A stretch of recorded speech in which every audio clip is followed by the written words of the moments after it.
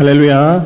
살아계신 하나님의 은혜가, 하나님의 그 사랑이 우리 가운데 가득가득 부어진 바 되기를 간절히 소망합니다. 옆에 있는 분들과 함께 한번 인사할까요? 주님의 사랑으로 사랑합니다. 주님의 사랑으로 사랑합니다. 예. 오늘 십자가 하나님의 능력이라는 제목으로 여러분들 함께 말씀을 나누도록 하겠습니다. 토마스 아켄패스의 글에 의하면 그리스도를 본받아라는 책이 있습니다. 그 책의 내용이 이러한 내용이 있는데요. 그리스도인 십자가에서 도망칠 수 없다. 그리스도인은 십자가에서 도망칠 수 없다. 십자가를 피한다면 이미 그리스도를 따르는 자가 아니다. 그대가 밖으로 도망쳐도 거기 십자가가 있고 안으로 숨어도 거기 십자가를 볼 것이다. 위로 올라가도 십자가가 기다리고 밑으로 파고들어도 십자가가 있을 것이다. 그렇습니다. 저와 여러분의 인생은 십자가를 떠나서는 아무것도 설명할 수 없는 그러한 존재인 줄 믿습니다. 오직 십자가가 우리의 능력이고 십자가가 우리의 소망인 줄 믿습니다. 참으로 우리의 삶이 그렇습니다. 오직 예수, 오직 십자가 붙드는 삶이 되시기를 간절히 바랍니다. 우리 주님은 아무든지 나를 따라오려거든 자기를 부인하고 자기 십자가를 지고 나를 쫓아라고 마태복음 16장 24절에서 말씀하고 있습니다. 자, 오늘 본문에 등장하는 바울 사도의 삶이 여러분 그러했습니다. 철저하게 자신을 부인하고 철저하게 복음을 위한 그러한 삶을 살았던 인물이 바로 이 사도 바울인 것입니다. 자신이 자랑했던 그 혈통, 가문, 그리고 세상의 학문들을 십자가를 경험한 후에 그의 고백은 그것은 배설물과 같다라고 그렇게 고백했던 것입니다. 오직 십자가만이 가장 고상한 지식이다라는 고백을 그는 말씀을 통해서 기록해 놓았습니다. 그리고 주께서 주신 사명을 따라 십자가에 피 묻은 복음을 전하는 정인으로서의 삶을 온전히 살았습니다. 바울이 십자가에 이 복음을 전할 때 곳곳마다 다니면서 특별히 특히 소아시아와 그리고 그리스 지역에 해당되는 헬라 지역을 다니면서 이 복음을 전하지 않았습니까? 복음을 전할 때에 한 세 가지 반응이 등장하게 됩니다. 오늘 본문은 그 세 가지 반응에 대한 기록의 말씀인데요. 특별히 복음을 듣고 나타났던 유대인들, 그리고 헬라인들, 그리고 예수로 믿기로 작정한 이 그리스도인들의 반응에 대해서 오늘 본문은 다루고 있는데요. 이 세 부류의 사람들에게 있어서 십자가에 못 박힌 그리스도가 각각 다른 결과를 초래하더라는 것입니다. 십자가를 전했는데 그 십자가를 받아들이는 사람들의 반응이 각각 달랐다라는 것입니다. 특별히 오늘 유대인들에 대해서 먼저 말씀을 하고 있는데요. 첫 번째 우리가 생각해 볼 것은 유대인들은 무엇을 구했냐면 표적을 구했다라고 말씀하고 있습니다. 오늘 22절 말씀 보시면 유대인은 표적을 구하고 그렇게 말씀합니다. 유대인들의 역사는 기적의 역사 아닙니까? 표적의 역사였습니다. 유대인들이 가는 곳마다 언제나 기적과 표적이 일어났습니다. 아브라함 시대는 여러분 잘 알다시피 믿음의 시대였다면 모세는 기적의 시대였습니다. 출애굽부터 가나안에 들어갈 때까지 하나님의 능력과 하나님의 기적을 온전히 경험한 민족이 누가 있겠습니까? 바로 유대인들, 유대민족이었습니다. 그리고 가나안 정복부터 예수님이 오실 때까지 기적과 표적이 얼마나 많이 일어났습니까? 그래서 그들에게 있어서 이 기적과 이 표적은 하나님의 함께 하심은 상징이었던 것입니다. 하나님의 일하심의 상징이었습니다.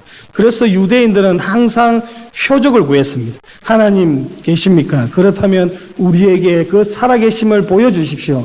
그래서 사사들을 통해서 선지자들을 통해서 늘 표적을 구하였고 또한 그러한 경험들을 통해서 하나님이 우리와 함께하고 계시구나. 그래서 이 복음을 전했을 때에 예수님께서 이 땅에 오셔서 십자가 져야 된다라는 그 말씀을 전했을 때에 유대인들은 받아들일 수가 없었던 것입니다. 예수님께서 공생의 사역을 하실 때에 이 서기관과 바리새인 중 몇 사람이 예수님께 나오지 않았습니까? 그러면서 이렇게 질문합니다. 선생님, 우리에게 표적을 좀 보여주십시오. 그래서 이 표적을 보고서 당신이 하나님의 아들인 것을 믿겠습니다. 그렇지 않고서는 하나님의 아들로 인정할 수 없다라는 것이죠. 그래서 이 유대인들은 무엇을 구했냐면 예수님께 나와서 표적을 구하고 또 구했던 것입니다. 여러분, 예수님께서 지금까지 많은 이적과 기사들을 보여주지 않았습니까? 죽은 자도 살일으키고 앉은 자도 일으키시고 바다도 잠잠케 하시고 귀신도 쫓아내는 놀라운 이적과 표적을 보여주었습니다. 사람으로서는, 인간으로서는 도저히 할 수 없는 수많은 기적들과 이적들을 보여주었음에도 불구하고 그들은 끊임없이 예수님을 향하여서 표적을 달라고, 표적을 보여주어야 당신이 하나님의 아들인 것을 믿겠다라고 하였던 것입니다. 그때 예수님께서 무엇이라고 말씀합니까? 마태복음 12장 39절 40절 말씀을 이렇게 말씀합니다. 다 같이 한번 읽어보도록 하겠습니다. 시작.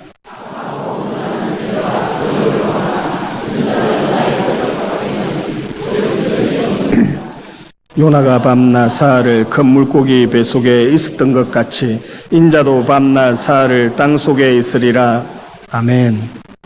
유대인들은 작고 시시한 표적을 구했습니다. 그러나 예수님은 크고 놀라운 표적을 보여주시겠다 말씀하고 있습니다. 그것이 무엇입니까? 바로 예수님께서 죽으셨다가 부활하게 될 것이라는 그러한 표적인 것입니다. 이때까지 아무도 그렇게 한 적이 없는 놀랍고 놀라운 죽은 자가 3일 만에 살아나는 그 표적을 보여주시겠다라고 말씀하고 있습니다. 이 표적은 궁극적으로 예수 그리스도께서 십자가 지시고 죽으시고 3일 만에 부활하실 그 사건을 예표로 이 요나의 표적을 보여주겠다라고 말씀하고 있습니다. 그럼에도 불구하고 유대인들은 예수님이 십자가에 못 박히시는 그날까지 끝까지 표적을 구했습니다. 어디까지 구했냐면 십자가 아래까지 찾아와서 표적을 구했습니다. 그러면서 당신이 만약에 하나님의 아들이거든 내려와라. 그러면 내가 믿겠다라고 조롱하면서 또다시 표적을 구하였습니다. 십자가 위에까지 매달려서 고통스럽게 온 인류의 죄를 위해서 희생하시고 죽으시는 그 예수님을 바라보면서 그들이 했던 말은 또다시 표적을 구하는 것이었습니다. 예수님이 십자가에 못 박히셨던 때에 지나가는 자들이 성전을 헐고 사흘에 짓는 자여 내가 만일 하나님의 아들이여든 자기를 구원하고 십자가에서 내려오라 라고 예수님을 조롱할 정도였습니다. 대제사장들도 서기관들과 장로들과 함께 희롱하면서 저가 남은 구원하였으되 자기는 구원할 수 없도다. 저가 이스라엘 왕이로다. 지금 십자가에서 내려올지어다. 그러면 우리가 믿겠노라.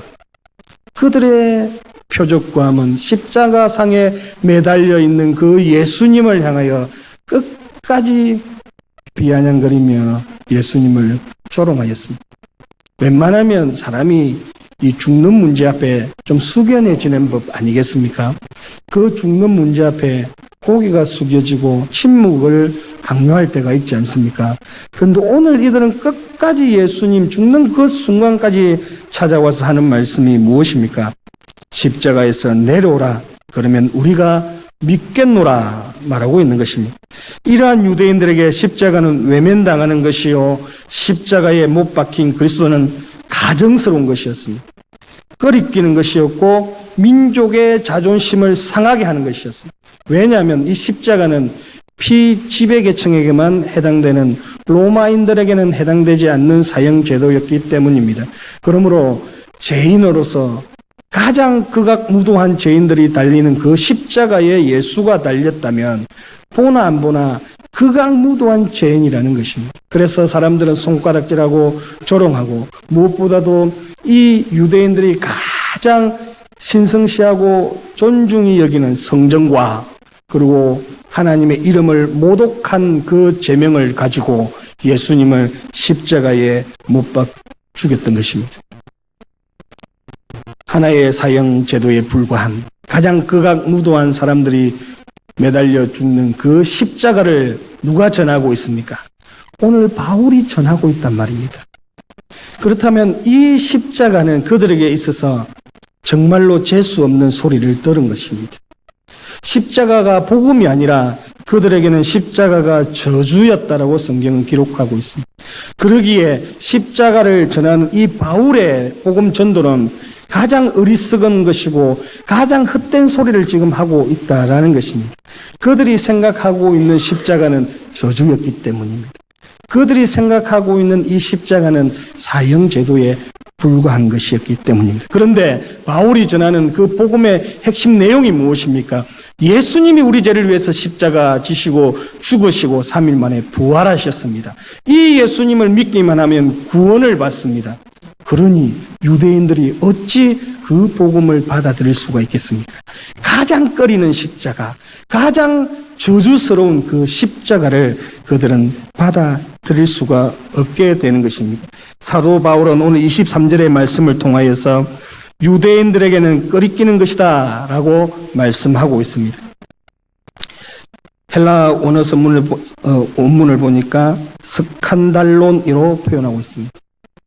영어의 스캔들이죠. 이 스칸달로는 걸림돌이라는 뜻입니다. 영어로 스캔들이라는 이 영어는 바로 이 헬라어 원문에서 나온 것입니다. 스캔들은 대개 추문, 수치, 남부끄러운 일을 일으켜서 우리는 스캔들이라고 말하지 않습니까? 그런데 이 헬라의 스캔달로는 돌이란 뜻입니다. 덫이라는 뜻이고 걸림거리라는 뜻입니다. 다시 말해서 이 십자가가 그들에게 스캔달론이 된 것은 걸림돌이 되었다는, 십자가를 인하여서 그들은 넘어지고 말았다는 것입니다. 어찌 그들이 하나님 앞으로 나아가는 그것이 십자가일 수 있겠느냐는 것입니다. 저주의 상징인 그 십자가, 그 십자가는 도무지 유대인들로서는 받아들일 수 없는 스칸달론에 불과한 것입니다. 유대인들은 표적을 구하는데 예수 그리스도께서는 요나의 표적 외에는 보여줄 것이 없다고 말씀하셨습니다. 그러나 이 표적은 유대인들이 가장 싫어하는 십자가에서 저주를 받아 죽어야만 하는 것이었습니다. 그러나 주님은 죽음을 넘어서 부활의 기적을 경험케 할 것이라 말씀하고 있지 않습니까? 누구든지 십자가를 붙드는 사람은 주님과 함께 죽고 주님과 함께 부활하는 그 놀라운 복음을 우리에게 제시해 주고 있는 것입니다. 그러나 유대인들은 그것이 뭐가 되었다고요? 스캔달론이 되어서 걸려 넘어지고 십자가는 그들로 그 사건, 그들이 생각하고 있는 구약의 정서상으로는 도저히 받아들일 수 없는 것이었습니다. 주님은 요나의 표적을 말씀하시면서 그 사건을 넘어서서 죽음으로 말미암아 찾아오는 부활을 우리에게 말씀해 주고 싶었는데 이 유대인들은 그것을 받아들일 수가 없었던 것입니다. 오늘날 그리스도인도 중에도 눈에 보이는 가시적인 것만을 추구하는 자들이 얼마나 많은지 모르겠습니다. 병든 자가 일어나고 벙어리가 말하고 가난한 자가 이 벼락부자가 되고 기도하는 대로 만사 형통하는 것을 구하는 유대주의적인 신앙이 우리에게 없는지 살펴보아야 할 것입니다. 우리는 어떠한 형편에 있든지 우리가 부하든지 우리가 가난하든지 그것과 관계없이 오직 십자가를 붙드는 자가 되어야 될 줄 믿습니다. 유대주의적인 신앙 사상은 어떤 것입니까?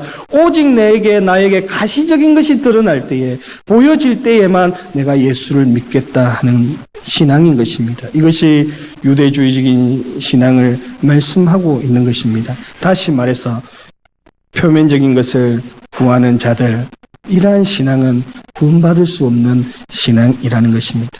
저와 여러분은 유대주의적인 신앙은 없는지 오늘 이 말씀을 통해서 한번 점검해 보는 시간 되시기를 간절히 바랍니다. 두 번째로 헬라인은 지혜를 구한다라고 말씀하고 있습니다. 오늘 사도 바울은 본문 말씀에서 헬라인은 지혜를 찾으나라고 22절에서 말씀하고 있습니다. 헬라인이 찾은 이 지혜를 영어 성경에 보니까 위저덤 즉 지혜, 지식이라고 그렇게 표현하고 있습니다만 다른 영어 번역본에 보니까 불합리한 것으로 흘러버릴 것이라고 그렇게 설명을 하고 있습니다. 다시 말해서 헬라인은 지혜를 찾고 지혜를 구하기 때문에 이 십자가의 도는 불합리한 것이라는 것입니다. 다시 말해서 가장 어리석은 자가 십자가를 지고 죽었다라는 것입니다. 십자가는 그들에게 있어서는 능력이 되어질 수 없다라는 것입니다. 왜 그렇습니까? 십자가는 죄인들이 죽는 사형에 불과하기 때문입니다. 그들이 가지고 있는 그 지식으로는 그 십자가는 아무런 능력이 없다라는 것입니다. 헬라인에게 예수 그리스도의 십자가는 불합리한 것이었습니다. 어떤 지혜를 동원해서라도 그것을 피해야 하는 사형 제도에 불과한 것이었던 사도 바울은 그리스도의 십자가가 헬라인에게는 매우 미련한 것이었다고 말씀하고 있습니다. 미련한 것이었다는 말은 매우 부조리한 것, 매우 불합당한 것, 매우 못마땅한 것이라는 뜻입니다. 그렇습니다. 사도 바울이 그리스도의 십자가를 전했을 때에 헬라인들은 미련한 것이다 라고 전했습니다. 그것이 어떻게 우리를 구원할 수 있단 말인가? 그리고 죽은 자가 어떻게 살아날 수 있단 말인가? 그것은 헛된 소리에 불과하다라고 그들은 잡아떼었던 것입니다. 오늘 교회 안에도 헬라인들과 같은 지혜를 구하는 자들이 엄청 많이 있습니다. 십자가를 지는 것은 미련한 짓이다 고백하는 자들이 있습니다. 그냥 쉽게 믿고 쉽게 구원받아 보자라는 식으로 교회 생활, 종교 생활 하는 자들이 너무나 많다는 것입니다. 신앙 생활 하는 것이 방해거리가 되지 않을 정도로 사회생활하고 우리가 삶을 영위하는 데 있어서 그냥 적당한 정도로 그렇게 믿으면 되지 왜 그렇게 열심을 내고 왜 그렇게 사느냐라고 말하는 사람들이 있다면 바로 이 헬라적인 신앙을 가진 자들인 것입니다. 십자가는 어리석은 것, 고통은 어리석은 것이기에 신앙생활은 적당히 하는 것이야 신앙생활은 힘 안 들이고 하는 것이 참된 신앙이다 그렇게 말들을 하고 있습니다. 머리로 믿고 입술로 일하고 얼굴로 대신하려고 하는 자들은 바로 이 헬라인의 지혜를 구하는 것 아니겠습니까? 그런데 현대 종교에도 이런 자들에게 잘 속아 넘어가더라는 것입니다. 십자가 없는 은혜의 삶을 요구하고 갈망하더라는 것입니다. 그러나 주님은 누구든지 십자가를 지고 나를 따르라 말씀하고 있습니다. 저와 여러분은 십자가 없는 은혜의 삶을 요구하지 않은지 모르겠습니다. C.S. 루이스는 이런 말을 했습니다. 당신을 편안하게 해줄 종교를 찾는다면 나는 절대로 기독교는 추천하지 않을 것입니다. 그렇지 않습니까? 편안한 종교를 찾는다면 기독교는 불합격입니다. 적당히 신앙생활을 찾는다면 기독교는 불합격인 것이죠. 진리를 갖는 것이 자기 중심적인 편안함을 추구한 것이라면 기독교를 찾을 이유가 없다는 것입니다. 저 여러분 십자가가 없는 은혜의 삶을 요구하고 있지 않은지 우리 자신들을 한번 돌아보아야 할 것입니다.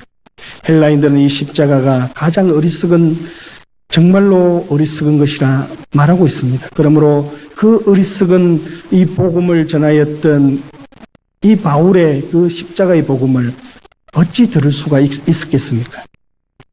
세 번째는 이 그리스도인들의 반응인데요.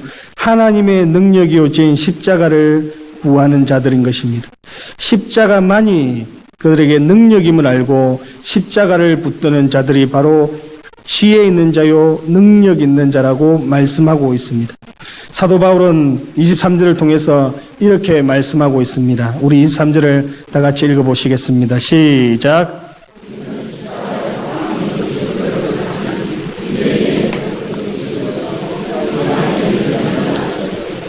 아멘. 십자가에 못 박힌 그리스도는 바로 복음 아니겠습니까? 우리는 십자가에 못 박힌 그리스도를 전하니 바울과 그의 일행들은 하나님으로부터 부르심을 받고 이 십자가의 복음을 전하기 위해서 온 세계를 다녔습니다. 그 표적은 유대인에게 있어서 신앙의 근본이며 구원을 받은 사람이라는 것을 외적으로 확정시켜주는 결정적인 증거였습니다. 그런데 유대인은 표적을 구하였지만 우리가 전하는 것은 무엇이라고 이야기합니까? 십자가에 못 박힌 그리스도를 전한다라고 말씀하고 있습니다. 유대인들의 생각에 메시아는 깜짝 놀랄만한 능력과 위엄을 나타내므로 자신을 드러내며 유대인들을 로마의 식민지 통치에서 해방시켜 주시는 분으로 그렇게 이해를 했습니다. 그들은 끊임없이 예수님께 초자연적인 그 표적과 기사들을 보여달라고 요구하였습니다. 왜 그렇습니까? 메시아는 그러한 사역을 해야 되기 때문인 것입니다. 메시아는 죽지 않고 지금 로마의 압제로부터 해방시켜 주어야 될 그러한 존재지 죽어야 될 존재가 아니라는 것입니다. 그러므로 이 메시아가 오셔서 이사야가 예언해 놓은 대로 해방과 기쁨과 만족을 주어야 될 그 복음이, 그것이 복음이고 그것이 능력이지 예수가 죽는다, 그것은 복음일 수가 없다라는 것입니다. 예수님이 십자가 진다, 그것은 결코 복음일 수 없다는 것입니다. 그러한 유대인에게 메시아라고 하신 예수 그리스도가 힘없이 십자가에 달려 죽었다는 사실은 도저히 이해될 수 없는 것이고 그들에게는 스캔들론으로서 걸림돌이 되었던 것입니다. 그들에게 행악자와 함께 십자가에 못 박힌 예수를 메시아라고 말하는 것은 모욕 그 자체였습니다. 따라서 십자가에 못 박힌 예수 그리스도는 그들에게 걸림돌이자 공격적인 돌이 되고 말았던 것입니다. 그러므로 그들은 이 십자가를 인정하고 싶지 않았다라는 것입니다. 그런데요, 그리스도인에게는 이것이 하나님의 능력이요 하나님의 지혜라고 말씀하고 있습니다. 우리 24절 한번 읽어볼까요? 24절을 다 같이 읽습니다. 시작. 오직 부르심을 받은 자들에게는 유대인이나 헬라인이나 그리스도는 하나님의 능력이요 하나님의 지혜니라. 아멘. 자, 여기서 부르심을 입은 자들이란 성령에 의해서 내적인 부르심을 입은 자들입니다. 또한 이것은 모든 인류에게 해당되는 것입니다. 자, 유대인처럼 혈통을 주장하는 사람에게만 적용되는 것이 아니요 헬라인처럼 지혜나 이성을 중시하는 사람에게만 해당되는 것도 아닙니다. 오직 예수를 그리스도 받아들이는 자에게 그것은 지혜의 풍부의 여부와 관계없이 하나님의 능력이 되는 것입니다. 하나님의 능력은 어떻게 나타납니까? 모든 믿는 자에게 주어지는 능력인 것입니다. 모든 믿는 자들에게 부어지는 그 구원의 능력을 하나님께서 주시는 겁니다.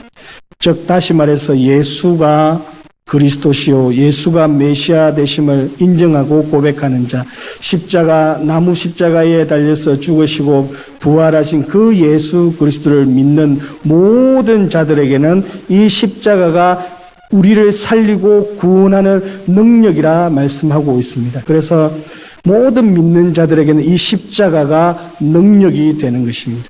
이 십자가가 바로 지혜가 된다라고 말씀하고 있습니다. 25절 말씀 함께 우리 읽어볼까요? 25절 말씀입니다. 다 같이 읽습니다. 시작. 하나님의 미련한 것이 사람보다 지혜 있고 하나님의 약한 것이 사람보다 강하니라. 아멘. 십자가의 도는 하나님의 능력일 뿐만 아니라 하나님의 지혜라고 말씀하고 있습니다. 이방인들에게 미련하게 보이며 비이성적으로 보이나 이러한 구원 계획은 하나님의 자신의 뜻과 영원 전부터 계획하여 이루신 하나님의 은혜이며 하나님의 지혜인 것이다 라고 말씀하고 있습니다. 예수 그리스도는 모든 인류를 온전케 하시는 분이십니다. 모든 인류를 구원하시는 능력을 가지신 분이십니다. 따라서 하나님의 아주 모자라는 지혜라 할지라도 인간의 지혜보다 더 풍부할 수밖에 없음을 여러분 믿으시길 바랍니다. 예수님은 이 십자가를 통하여서 구원하시고자 하시는 것입니다. 온 인류를 우리의 어떠함이 아니라 우리의 노력과 우리의 열심과 우리의 학문으로 구원코자 하심이 아니라 누구든지 이 십자가를 믿는 자 그리고 그 십자가를 영접하는 자에게 이 구원이 부어지게 되는 줄 믿습니다. 이것이 바로 하나님의 지혜요 하나님의 능력인 것입니다. 하나님이 아주 모자라는 지혜라 할지라도 우리보다 지혜로움을 믿는 저와 여러분 되시기를 간절히 바랍니다. 그러나 더 놀라운 것이 있습니다. 그것이 무엇이냐면 이러한 십자가의 복음을 전도의 미련한 방법을 통해서 사람들을 구원하시겠다 말씀하고 있는 것입니다. 21절 말씀 여러분 한번 다 같이 한번 성경을 통해서 읽어볼까요? 21절입니다. 다 같이 읽습니다. 시작.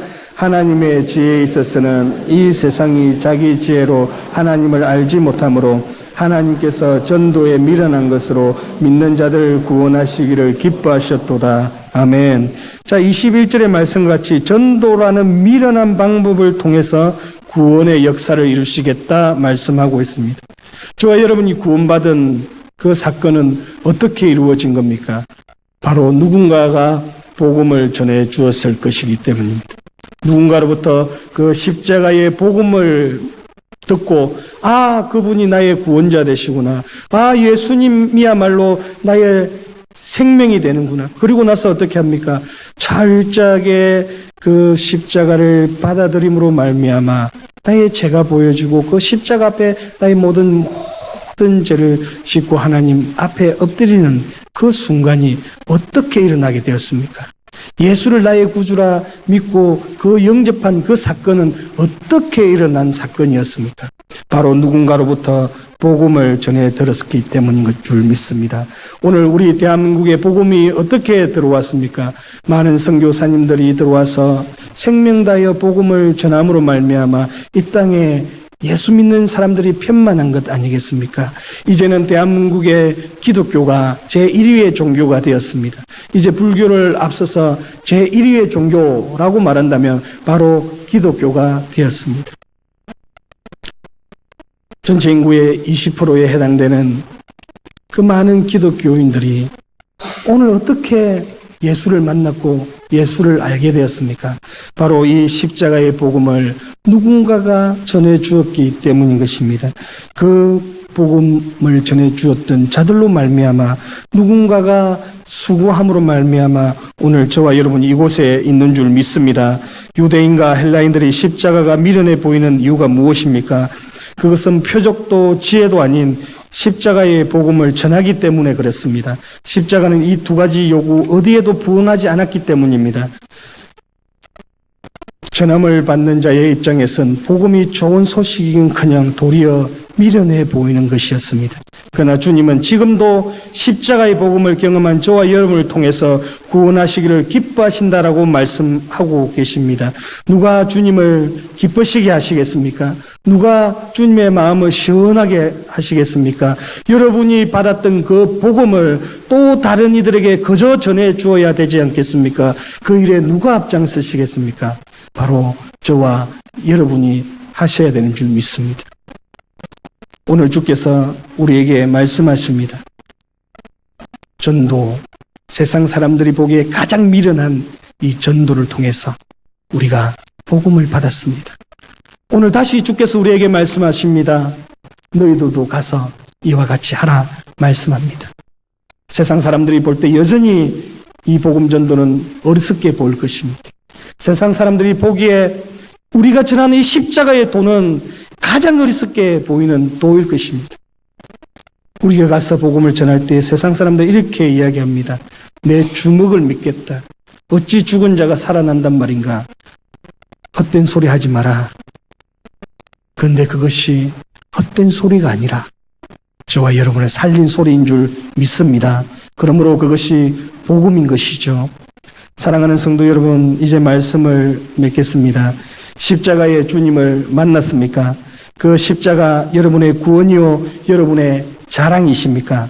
수많은 사람들이 구원을 얻기 위해 놀라운 표적을 찾아다니고 지혜를 구하고 정신통일을 하고 수양을 합니다만 주님은 십자가 그 길 외에는 어떤 길도 제시해 두고 있지 않습니다. 오직 십자가만이 우리를 주님께로 인도하고 구원해 주시는 것입니다. 저 여러분이 이 해답을 깨닫고 이미 소유한 자들인 것입니다. 세상 사람들이 보기에 가장 어리석어 보이는 십자가가 우리를 살렸습니다. 그리고 부활의 소망을 가지게 되었습니다. 그리고 영생을 누리게 될 것입니다. 오늘 우리가 믿는 이 십자가의 복음은 우리를 살리고 또한 우리를 영원한 생명으로 인도해 줄 그 복음인 것입니다. 주님은 이 일을 감당하는 자들을 기뻐하신다라고 성경은 말씀합니다. 그 좋은 소식을 전하는 자의 발이 아름답다라고 성경은 말씀하고 있습니다. 오늘도 한 영혼을 위해서 여러분 전도하고 계십니까? 주님은 그 자로 인하여서 기뻐하실 것입니다. 여러분 나가서 전하는 그 평안의 복음의 소식을 전할 때에 듣든지 아니 듣든지 나가서 복음을 전하는 그 자를 향하여서 하나님은 오늘도 기뻐하시며 웃고 계실 줄 믿습니다. 아름다운 소식이라 칭찬하실 것입니다. 주님은 이 일을 감당하는 자들을 기뻐하십니다. 오늘도 한 영혼을 위해서 우리의 수고가 있기를 바랍니다. 그 걸음이 아름다운 걸음인 줄 믿으시길 바랍니다. 나를 살린 십자가, 표적과 이적과 능력이 아닌 지혜와 지식의 말들이 아닌 예수님의 십자가, 그 십자가의 능력이 있고 그 십자가가 하나님의 지혜입니다. 나를 살린 십자가, 하나님의 능력과 하나님의 지혜인 이 십자가를 여러분 꼭 붙들고 또한 전하는 그러한 능력 있는 주의 종들이 다 되시기를 간절히 바랍니다.